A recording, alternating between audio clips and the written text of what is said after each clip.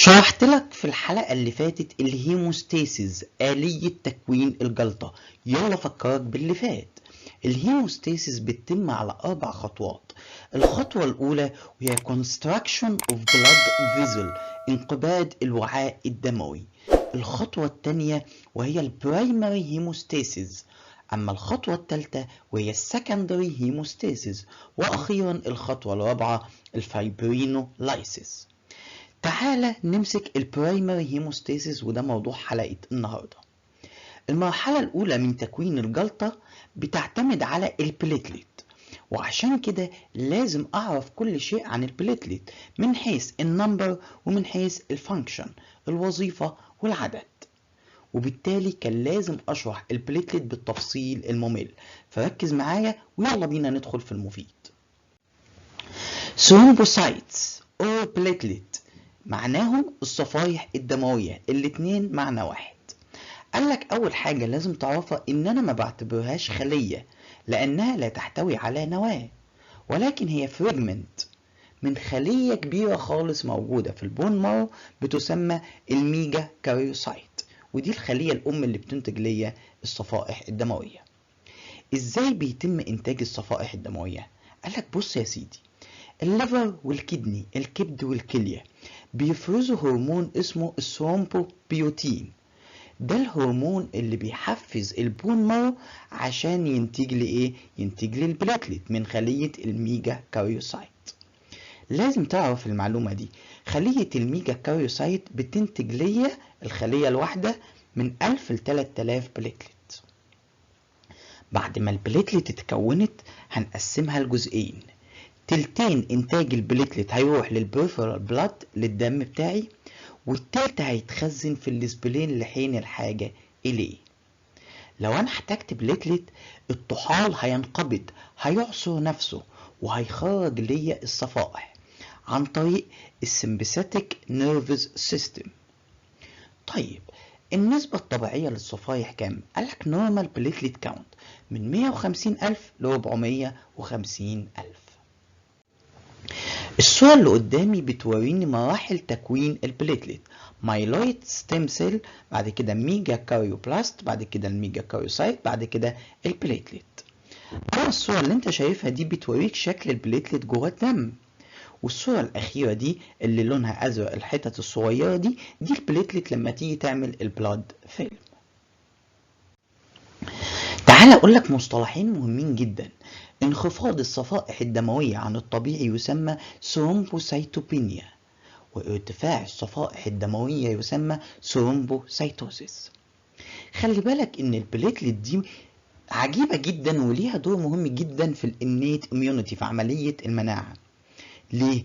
قالك بتتحد مع كرات الدم البيضاء وبتكون ليا بليتلت ليكوسايتس اجريجيشن، وده بيساعد في التخلص من الفيروس ومن البكتيريا.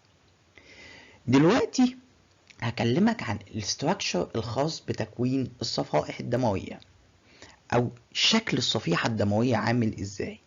قالك بتتكون من 4 حاجات: البريفرال زون، السول جيل زون، اورجانال زون، ميمبرينز زون، ودول هنشرحهم بالتفصيل الممل. اولا البريفرال زون، قالك دي منطقة غنية جدا بالجلايكوبروتين، وده مهم جدا وبيساعدني في عملية الاديهيشن والاجريجيشن الخاصة بالبرايمري هيموستاسيس.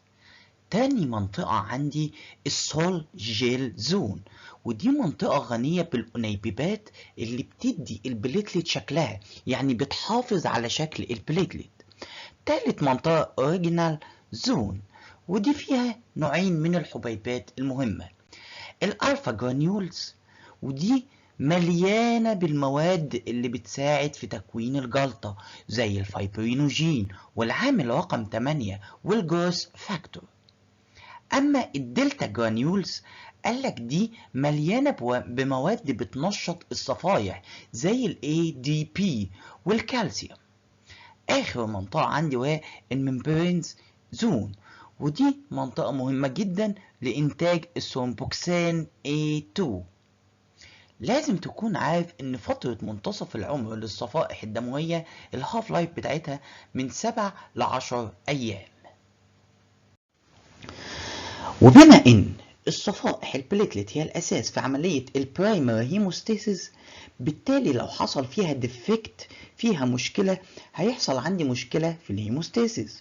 وعشان كده لازم اعرف حاجتين مهمين جدا عن الصفائح: الكاونت والفانكشن. طب البليتلت كاونت، عد الصفائح، قال لك يا اما اوتوماتيك عن طريق جهاز صورة الدم، يا اما مانيوال عن طريق شريحة العد. هسيب لك في الديسكربشن لينك الفيديو الخاص بطريقة عد الصفائح الدموية مانيوال، اتفرج عليه بعد الحلقة. طب البليتلت فانكشن، قال لك في تحليلين مهمين بعملهم: يا اما بليدنج تايم، يا اما بليتلت اجريجيشن. تعال اقول لك خلاصة الفيديو. لو حصل عندي مشكلة في الكبد أو في الكلية، هيقل إنتاج الصفائح الدموية نتيجة لنقص هرمون الثرومبوبيوتين. ولو حصل عندي مشكلة في المصنع اللي هو النخاع البون مارو، برضه هيقل إنتاج الصفائح الدموية. ولو حصل عندي مشكلة في الاسبلين، هايبر اسبلانيزم، الطحال بيتجنن فبيكسر الصفائح الدموية، هنا برضه هيقل نسبة الصفائح الدموية. طب لو انا استأصلت الطحال، شلت الطحال، قالك هنا هتلاقي ارتفاع في الصفائح الدموية. ليه؟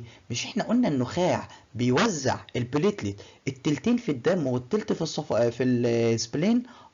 طب انا لو شلت السبلين، هنا النخاع يطلع كل البليتلت في الدم، وبالتالي هتزيد نسبة البليتلت. كل اللي انا قلته ده هيأثر على عملية تكوين الجلطة، الهيموستاسيس. دي كانت حلقة النهاردة في البليتلت، اتمنى الحلقة تكون مفيدة. الحلقة الجاية هنتكلم فيها عن البليدنج تايم بالتفصيل الممل. اتمنى الحلقة تعجبكم، هستنى رأيكم في الكومنتس. ولو عجبتكم الحلقة ما تنسوش تعمل لايك للفيديو وشير للقناة وسبسكرايب عشان يوصلك كل جديد. كان معاكم كابتن اناليسيس. باي.